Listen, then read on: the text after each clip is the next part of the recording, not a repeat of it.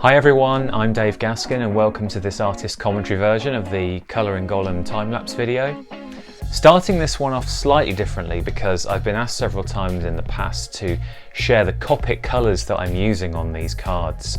I actually drew this Gollum card that you're going to see about 3 years ago, almost 3 years ago to the day, and this video I took right at the end, so I'd finished the card and these are the final colours that I ended up using. So once you've watched the rest of this video, feel free to come back to this point, pause it, make a note of the colours that I'm using. It'll be far easier for you to do that than for me to try and remember them off the top of my head. So as you can see, a nice variety of colours going on here, some skin tone colours, some pinks, purples, greens and blues. And I'm slowing down a few sections on this one. If you've not seen any of the artist commentary videos before, these are slightly slower versions of the time-lapse videos that I've uploaded to my channel. And I want to try and focus a little bit more on technique. If you've watched any of my previous artist commentary videos, you'll know that I sometimes get a little bit caught up and I go off on tangents talking about things from childhood. And with this card in particular, this is another of the cards that I drew for the Cryptozoic trading card set Middle-earth, which came out almost a year ago now. It came out towards the end of 2022, but the cards themselves were drawn in 2020. The fun of the pandemic delayed things quite a lot, so the set actually got quite delayed and ended up coming out a lot later than intended. So I'm watching this video now 3 years later, I want to say with fresh eyes, and hopefully go into a little bit of detail about what's going on. So you saw the colours that I ended up using at the beginning of the video, and you can see here, as I often do, I've started quite light, going in with a very light, probably the E40, E41. Now I've got my fingers crossed that those pens were in that range at the beginning. I'm pretty sure they were. I tend to start light and work darker. I know some artists like to start dark and work lighter. That's absolutely fine. There's no right and wrong way to do this. You know, this is just the technique and the process that I've worked on for a few years myself and am most comfortable with. And I think when I think back to working with graphite, which is where I started, way back before I started using colour, I worked mainly with graphite, so it was all black and white. And even back then I would start very lightly, you know, I'd sketch out a bigger section of the face first rather than focusing on one tiny area and getting that finished and then moving around. I would start light and work darker, so the same sort of process applies quite nicely here. So you can see we're a few minutes in already, and with this Gollum card, I knew that because I'm working from a reference photo and I know the colours in the background, there's a nice blue on one side and a nice teal colour on the other, perhaps reflecting Gollum's fractured state of mind a little.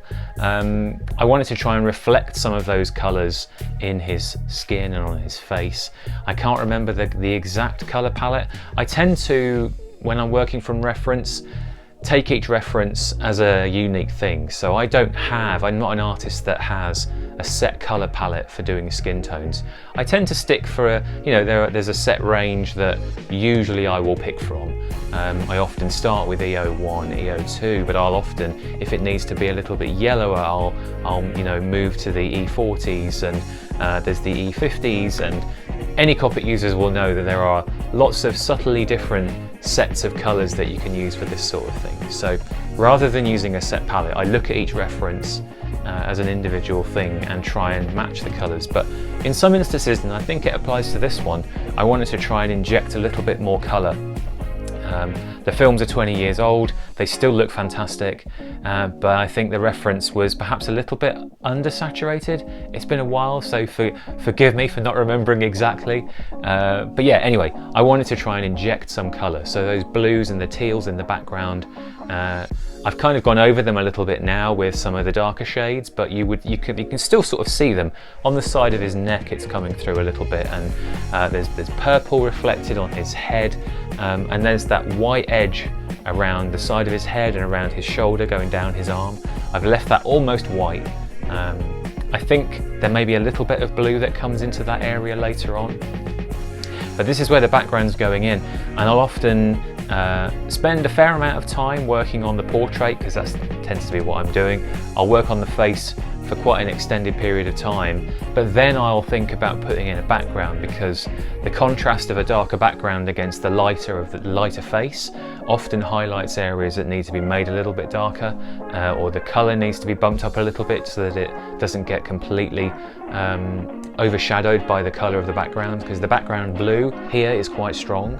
And so I think once I've done this and the teal area on the other side, we may see that I go back in and bump up the colour on the face a little bit, going in with some more pinks and purples, a bit more blue, just to make it stand out a bit more. I often find when I'm working on the face and I think it's looking great, I'll then put in the background and realise actually there's still quite a lot of work to do. And so yeah, so the background's going in here. As I said before, the teal on one side, the blue on the other. We've got Gollum's dual personality coming through almost subtly in the background there.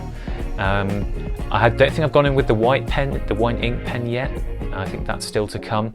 I tend to save that until the end. Highlights on the eyes, if I think there needs to be some highlights on the skin tone, which perhaps I've gone over with a Copic, that I want to just highlight again. So here we go. So that was the white ink pen just then. A Sakura jelly roll, as I've mentioned before, and so I did some initial highlights, I think around his jawline there on the left, and now we've got a little bit of Polychromos pencil coming in. I think they're Polychromos. They'll either be Polychromos or Prismacolor. 3 years ago, can't remember what I used. And yeah, so now I am just adding a little bit of darker tone, a bit more depth to the shadows. And you can see there I'm using blue rather than greys. I tend to try and avoid using grey for the shadows. If the skin tone is quite vividly coloured, I'll tend to use purples, dark purples. In this case, because the background is blue, it kind of makes sense to use darker blues for the shadows.